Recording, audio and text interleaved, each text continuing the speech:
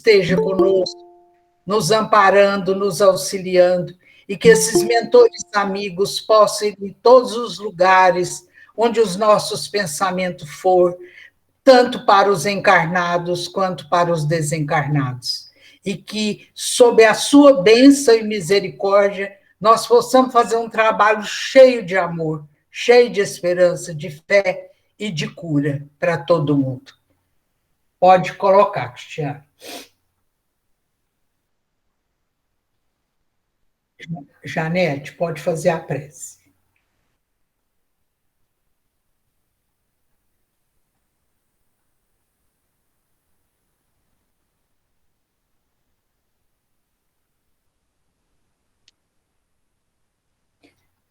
Pode rezar, Janete.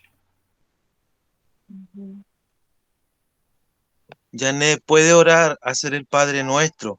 Padre nuestro que estás en los cielos, Janet. Ah, sí. Ya. Los mentores van a llegar ahí donde vos estás. Ujú. Vamos. Ya. Padre nuestro, que estás en el cielo, santificado sea tu nombre, venga a nosotros tu reino, hágase tu voluntad así en la tierra como en el cielo. El Padre nuestro de cada día, dánoslo hoy, perdona nuestras ofensas, como también nosotros hemos perdonado a quienes nos ofenden, y no nos dejes caer en la tentación, mas líbranos de todo mal. Amén. Obrigada. Lindo. Uhum. Cristiano, pode colocar.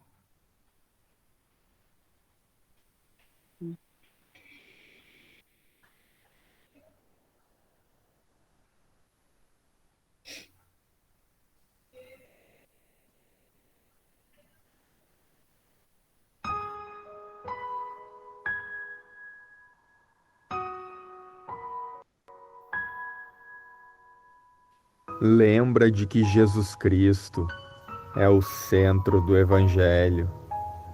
Ele é o centro de nossas vidas. Não esqueça que Deus é o seu refúgio, sua fortaleza, sua força, socorro sempre presente em dias de aflição. Deseja o caminho de luz para os outros, da mesma forma que desejas a luz em seu caminho. Exercite a lei do silêncio diante de pessoas que estão muito atrasadas na caminhada evolutiva. Respeite a visão de mundo dos outros, assim como podes exigir respeito ao seu modo de enxergar a vida, utilizando sempre a calma e o bom senso. Nunca imponha seu ponto de vista. Caso empreste algo para alguém, trabalhe sua mente para lidar com a possibilidade de não haver a devolução do empréstimo. Dê sempre o seu melhor nas tarefas do dia, procurando executar suas atividades com entusiasmo. Não dê bola aos ofensores de plantão. Eles estão desocupados, com a mente vaga. Seja grato às dificuldades que os invejosos impõem na sua vida. Elas lhe fazem crescer espiritualmente. Ampare as crianças mais necessitadas. Colabore com os idosos e enfermos. Não seja egoísta. Não tem problema ser o último da fila. Aos olhos de Deus, os últimos serão os primeiros, e os humilhados serão exaltados. Perdoe, mas não da boca para fora, mas sim do fundo do coração. Viva a sua realidade e não critique a realidade dos outros. Antes de observar os defeitos dos outros, corrija as suas imperfeições. Sem fé, humildade e simplicidade, você não vai prosperar. Você só vai colher aquilo que plantar. Não se preocupe em seguir os hábitos de uma sociedade doente. Faça da forma que você se sentir bem. Fale o menos possível de você e dos seus problemas, e não poupe elogios sinceros às qualidades das pessoas. Busque o bem comum, servindo as pessoas sem necessariamente se apegar a elas. Dê valor ao tempo, ciente de que temos responsabilidades. Seja alegre, coerente e grato, jamais esquecendo de que o mundo não gira em torno de você. E lembre-se de que você tem acesso aos ensinamentos do melhor coach de todos os tempos para encontrar o caminho da luz. O nome dele é Jesus Cristo. Que assim seja. Graças a Deus.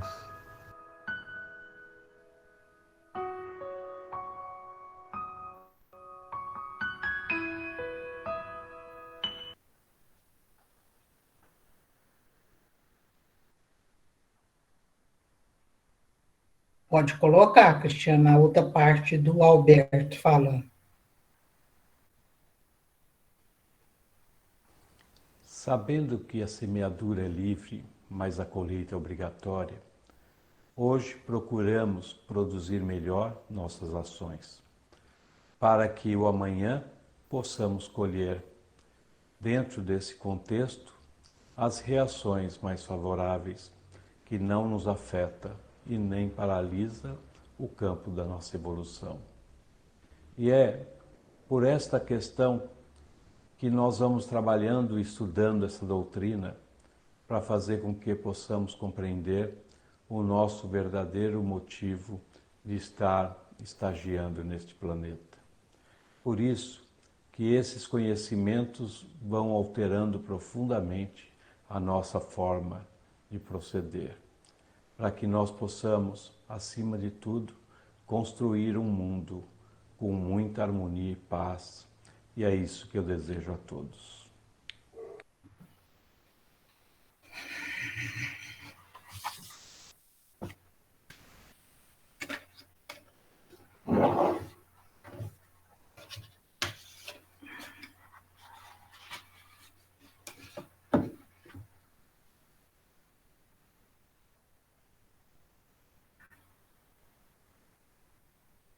Então, continuando essa fala do nosso Alberto, que nós precisamos fazer uma semeadura boa, então nós precisamos urgentemente trabalhar os nossos sentimentos, as nossas emoções, as nossas ações, para entrarmos na segunda ordem dos espíritos, os espíritos bons.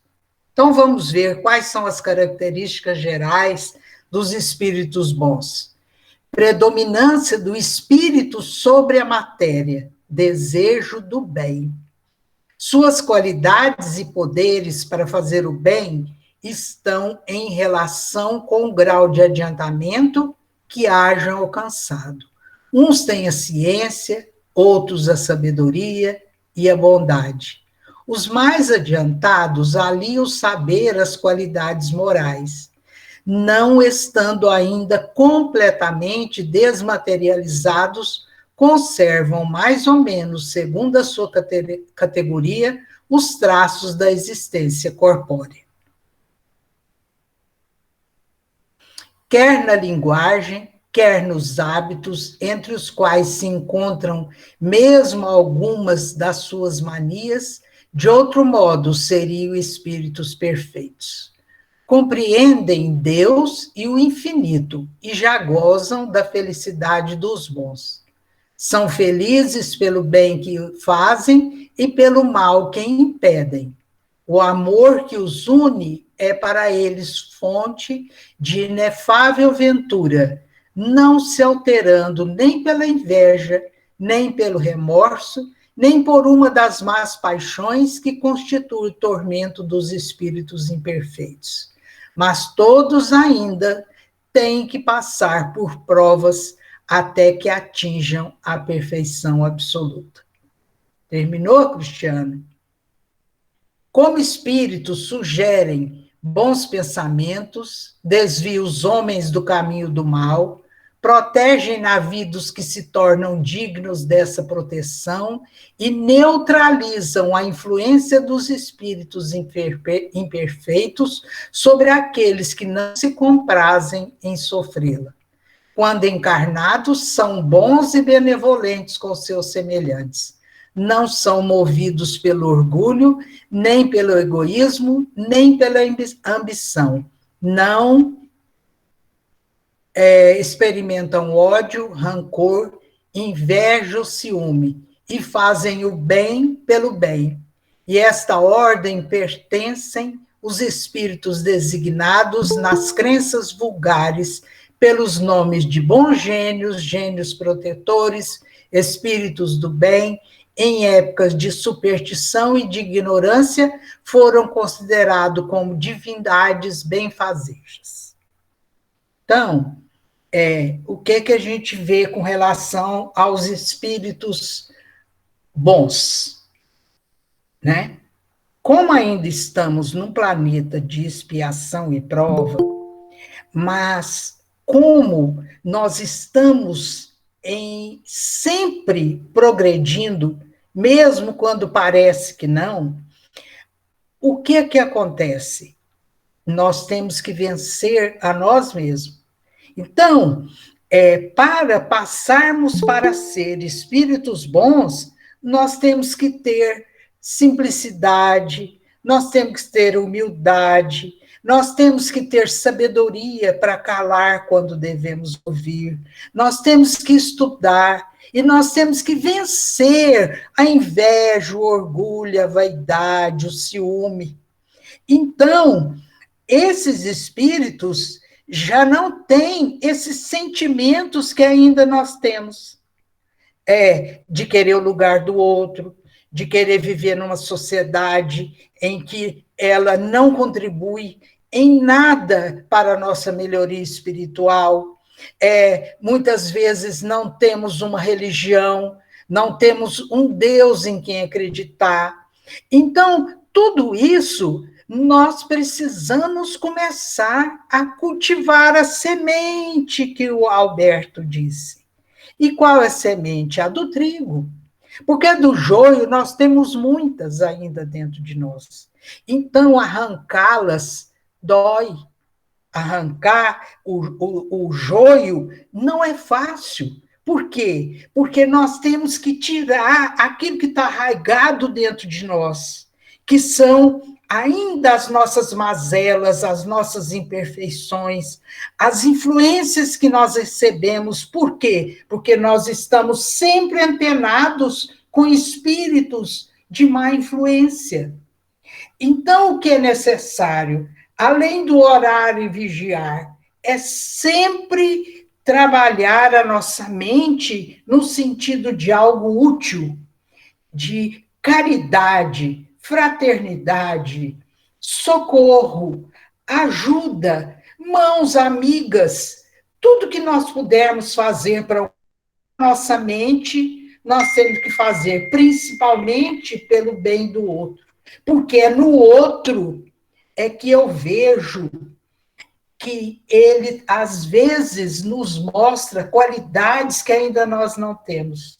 Então, essa troca de qualidades é que faz com que a gente aprenda uns com os outros. Por quê? Quando nós nascemos, nós nascemos ainda necessitados de braços acolhedores, de beijos, de afagos, de alimentação, para crescermos e o nosso espírito se tornar aquilo que ele veio para contribuir para o mundo.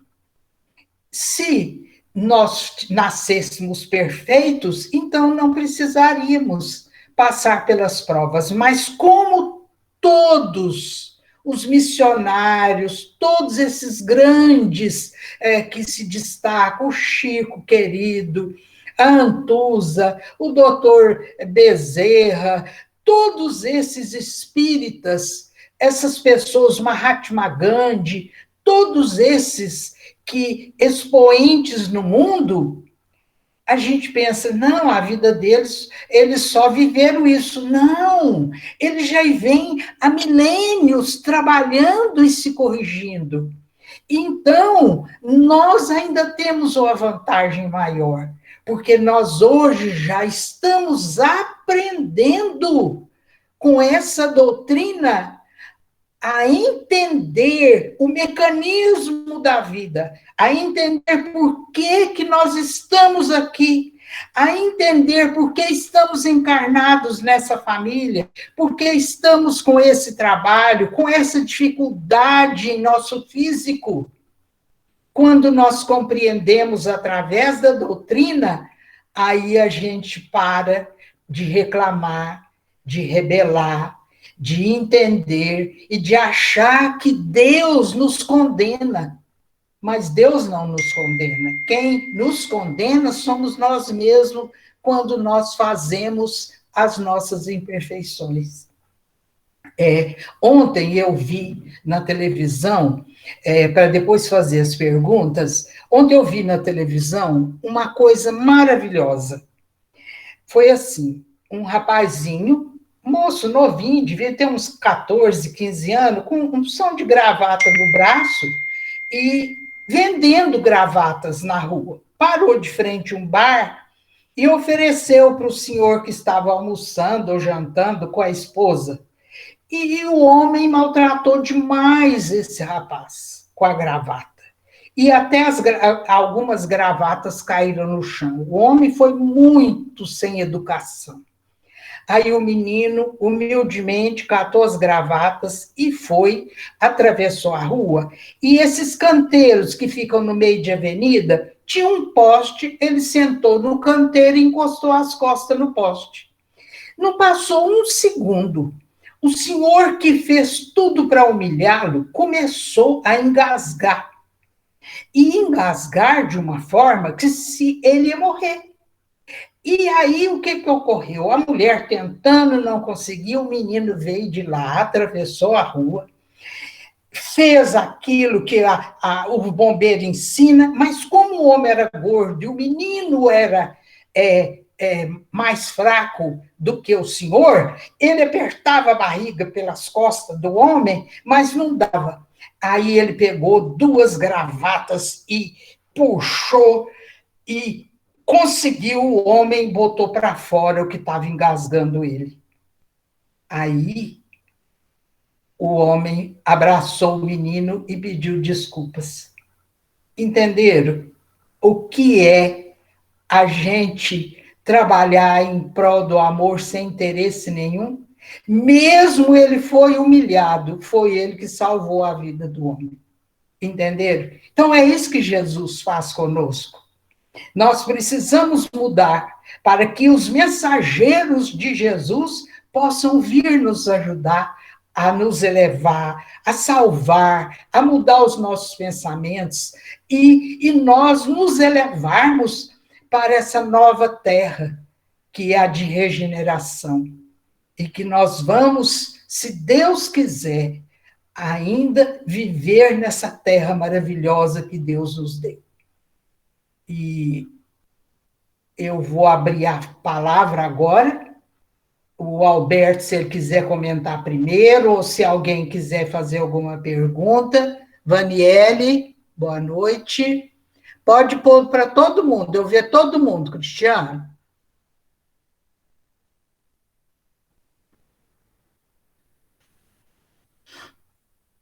Eu vou primeiro dar a palavra. Alguém quer falar sobre o tema?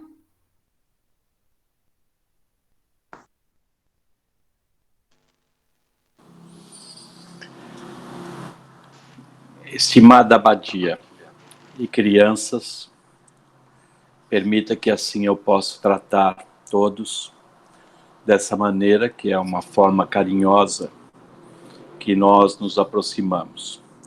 Os bons espíritos já se encontram em escala de muito valor moral e se esforçam para conhecer a ciência mais profunda, integrando-se no amor que desconhece restrições de raça, cor e pátria, buscando assim universalizar os seus sentimentos. São os comumente identificados por santos, gênios, protetores ou guias, que se espalham por todo o universo, com profundas e sinceras intenções de ajudar seus protegidos dentro da segurança que aprenderam a respeitar. Por isso que nós nos encontramos nessa sala valorosa, aonde sem sair de casa nos reunimos e recebemos essas boas vibrações dos espíritos protetores. Esses nossos irmãos que jamais nos abandonam, para que a gente possa, acima de tudo, continuar crescendo diante dessa luz. É muito importante, Cristiano. Eu estava falando com ele há pouco e ele falou, eu não nasci em Uberaba, mas nasci em Sacramento. Em Sacramento, nós sabemos que um bom espírito por ali passou, Eurípides Barcianufo. E nós sabemos o quanto ele continua conosco e a gente deve imaginar esses encontros com ele e com Bezerra de Menezes e com tantos outros que auxiliam o desenvolvimento e o crescimento espiritual desse planeta, porque não é nada fácil. Imaginam esse mecanismo que hoje se apresenta e que a ciência da Terra estão imensamente lutando para que essa vacina possa alcançar a todos os irmãos do caminho. Imagina se os espíritos bons não estão presentes nesses laboratórios, porque nós sabemos o quanto é importante sabermos que hoje, abraçando, não porque estamos distantes, mas estamos nos abraçando com esse mecanismo de entendimento e de aprendizado valoroso, como é essa reunião em que todos estão aí pensando de forma favorável e se unindo com esses espíritos bons para que possam todos alcançar essa luz.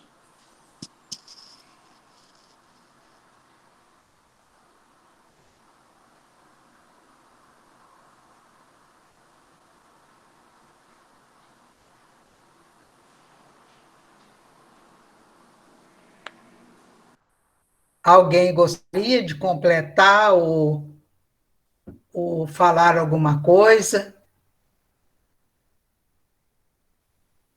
Mariana? Maria, transmissão de pensamento, hein? Não é um complemento, mais uma dúvida que acaba sendo curiosidade, né? Porque o grande, pelo menos assim, todos os benfeitores. Minha internet está ruim hoje. Vamos ver se dá certo. Por que todos esses espíritos benfeitores, os santos, todos que a gente conhece, todos, pelo menos do meu conhecimento, eles vêm normalmente de origem humilde, assim, menos afortunados. Existe algum santo, algum benfeitor que venha de origem, assim, rica ou algo desse tipo? É mais uma curiosidade, porque eu estava pensando exatamente nisso. Eu acho que dependia da família, né? Mas geralmente todos eles passam por problemas monetários. Passam. Por quê? E outra, eles sempre vêm em lugares mais escondidos, porque esses irmãos que estão nas trevas também procuram esses irmãos para atrapalhar a missão deles. Entendeu? Por isso que o Chico nasceu lá no Cafundó do Brejo, para poder eles não saberem que aquele seria o nosso guia na Terra. O Emmanuel nasceu, mas ninguém sabe aonde ele está, entendeu? Para poder esconder a família do Dr. Bezerra, parece que ela tinha posses e eles perderam. E um dia ele estava preocupado porque não tinha dinheiro para pagar a conta da pensão daqueles. Ah, ah,